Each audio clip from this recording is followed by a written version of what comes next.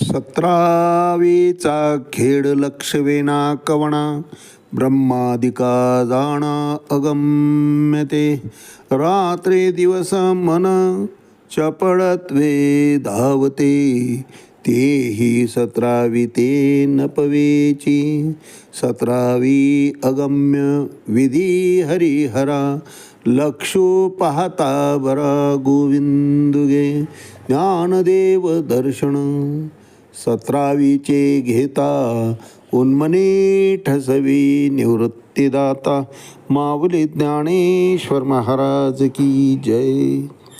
एक तरी ओवी अनुभवावी या ज्ञानयज्ञात आपण श्रीमद भगवद्गीता अध्याय 8 त्यातला श्लोक क्रमांक 9 आणि माऊलींनी या श्लोकवर ज्ञानेश्वरी 8व्या अध्यायामध्ये 86 क्रमांकाच्या ओवीनं केलेलं भाष्य याचं आज आपण चिंतन करणार आहोत. कविं पुराणम अनुशासितारम मनोरणीयाम समनुस्मरेद्य सर्वस्य धातारमचिन्त्य रूपम मादेत्यवर्णम तमसा परस्तात. अर्थात मनुष्यानं परमपुरुषाचं म्हणजे त्या सर्वज्ञाचं, त्या पुरातनाचं, त्या नियंत्याचं अणुपेक्षाही जो सूक्ष्म आहे, सर्व गोष्टींचं पालन करता, सर्व भौतिक कल्पनांचा अतीत असणारा तो अचिंत्य आणि नित्य असा परमपुरुष या रूपामध्ये ध्यान केलं पाहिजे. सांगायचं तात्पर्य हेच आहे की सर्वा भगवंत आहे, त्याच्याशिवाय कुणाचीही सत्ता या जगतावर चालत नाही, त्याच्या मर्जीशिवाय इथं काहीही घडत नाही. या दृश्य अदृश्य या सगळ्याच गोष्टींचा निर्माता तोच आहे. त्याचेच अंश 84 लक्ष योनी म्हणजे हे त्याच्यापेक्षा परके नाही, त्याचेच अंश आहेत महाराज. अंश अंशांश इतकंच काय, जीवसृष्टी त्याची निर्मिती आहे यात नमाल नाही महाराज. इतर देवदेवता हे सुद्धा त्याचीच निर्मिती आहे आणि त्यांच्या ठिकाणी त्यानेच बळ दिलेलं आहे, शक्ती दिलेलं आहे, जे आपल्याला नवसाला पावल्यासारखं दिसतात. वास्तविक त्यांना दिलेलं प्रदान केलेलं बळ हे सुद्धा त्या परमात्म्याचंच आहे. म्हणून गीतेमध्ये तर स्पष्ट सांगतात भगवंत 9व्या अध्यायामध्ये, ये अपि अन्य देवता भक्ता यजन्ते श्रद्धयान्विता ते अपि मामेव कौंतेय यजंती अविधीपूर्वकम. इतर देवदेवतांना केलेला नमस्कार जरी माझ्याप्रती येत असला, आकाशात पतितं तोयम यथा गच्छति सागरम सर्व देवो नमस्कारः केशवम प्रति गच्छति.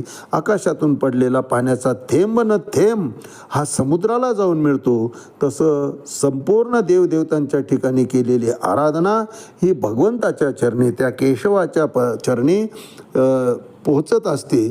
असं असलं तरी भगवंत म्हणतात ते अविधीपूर्वक आहे.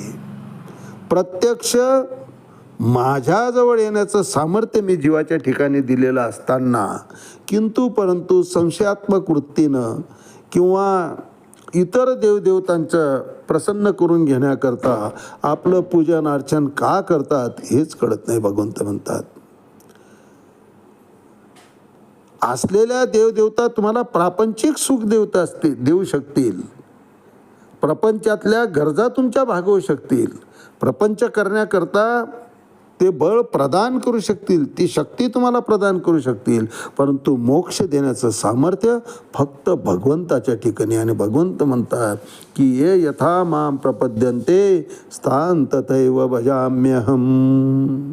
माझं ज्या पद्धतीनं तुम्ही पूजन कराल, ज्या पद्धतीनं माझ्या ठिकाणी श्रद्धा दृढ कराल, ज्या पद्धतीनं तुमचा भाव असेल, त्याच भावानं मी तुम्हाला त्याचं परत करत असतो. फाटलेली नोट जर तुम्ही दानपेटीत टाकत असाल, नशीब तुमचं फाटकं झाल्याशिवाय राहत नाही.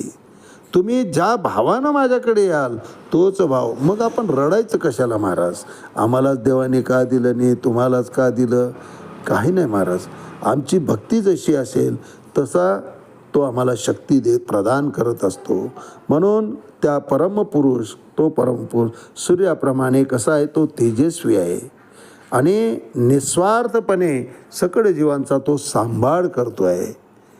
या पद्धतीचा उल्लेख भगवंत आणि फक्त भगवंतच सर्व आहे इतकं जाणून जेव्हा आम्ही जगायला सुरुवात करतो त्यावेळेस कर्तेची भूमिका आमच्या डोक्यात प्रवेशच करत नाही महाराज.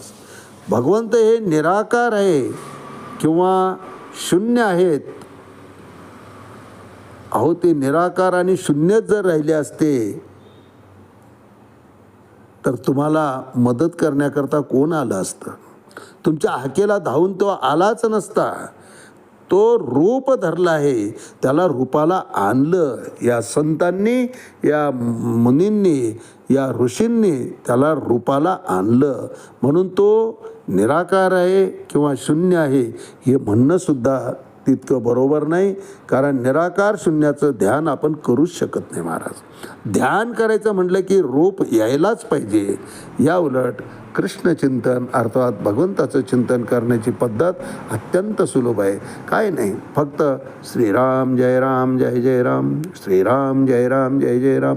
धनुष्यधारी भगवान प्रभू श्रीरामचंद्रांची मूर्ती, ती छबी आम्ही डोळ्यापुढे आणली आणि त्या नामाचा उच्चार सुरू केला. नामाबरोबर रूप जोडलं की वैखरी वाणीतून मध्यमा वाणीमध्ये केव्हा परिवर्तित होतं आम्हालासुद्धा कळत नाही महाराज. आणि मध्यमामध्ये गेलं की त्याची गोडी वाटायला लागते. ती गोडी इतकी पराकोटीला जाते की आम्ही जेव्हा म्हणतो श्रीराम जय राम जय जय राम, छबी पुढं उभी राहते, यात नवल नाही. ती छबी हास्य करते, आमच्याशी बोलते महाराज, ती संवाद साधते. पंढरपूरच्या मंदिरात बघा तुम्ही, आषाढी वारी संपावयाने घरी पौर्णिमेचा काला झाला की घरी निघायला जेव्हा सगळे भाविक जातात, कान धरून वर उड्या मारून म्हणतात, देवा विठ्ठला पांडुरंगा आता कधी बोलवशील. घड घड घड घड अश्रू वाहत असतात महाराज डोळ्यातून. तो भाव आमच्या ठिकाणी निर्माण व्हायला पाहिजे आणि तो निर्माण तेव्हाच होतो ज्या वेळेस त्याचं महत्त्व कळालेलं असतं, त्याची व्यापकता कळालेली असते. तो कसा आहे, तो सर्व आहे, त्याच्याशिवाय काहीही होत नाही. आम्ही आलो, आम्हाला दिलेलं बळ हे सुद्धा त्याचीच देणगी आहे. तोच आमचं पालन करतो, सकळ जीवांचा करीतो सांभाळ. तुझं मोकं लिहायचे नाही. कुणालाही त्यानं भेदवृत्तीतून पाहिलं नाही. सर्वांच्या ठिकाणी त्याचं प्रेम हे सारखं वाटलेलं आहे महाराज. म्हणून अशा समचरण दृष्टी विटेवरी साजरी तुकोबाराय उग म्हणत नाहीत. अशा या समचरणाचा भेद विरहित वृत्तीच्या परमात्म्याचं आम्हीही भेदविरहित होऊनच पूजन करायला पाहिजे. मी जीव, तो शिव, पण जीव शिवाची पूजा करत करत शिवाच्या बरोबरीनं त्याच्याशी एकरूप आम्हाला होतं. आणि ते एकरूप तेव्हाच होता येतं जेव्हा जीवाला स्वस्वरूपाची जाण होते आणि त्याचंही भान राहत नाही. त्याच्याशी तो इतका एकात्म पावतो, इतका एकरूप होतो, इतकं अद्वैत भाव त्या ठिकाणी निर्माण होतो की आता आम्ही दोन आहे हे सांगणारं तिसरं त्या ठिकाणी कोणी राहतही नाही महाराज. दुसरंच कोणी शिल्लक राहत नाही, तोच त्याच्याशी एकरूप होऊन जातो. तर मग तिथं भेद उरला कुठं महाराज? भेद वृत्तीच त्या तेथे भेद हे अमंगळ, भेद निषिद्ध मानलेला आहे भगवंताच्या दरबारामध्ये. म्हणून माऊली यावर भाष्य करताना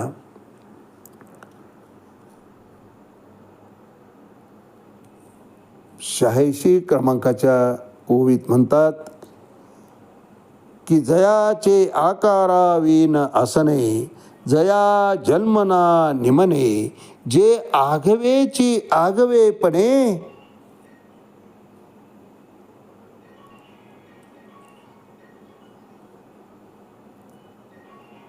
देखत असे. अहो त्याला जयाचे आकारावीन असणे, पाणी तेरा रंग कैसा जिसमें मिला वैसा. भगवंताचं तसंच आहे महाराज. म्हटलं तर तो निराकार आहे आणि म्हणलं तर साकार आहे. दोन्ही रूपामध्ये भगवंत आहे.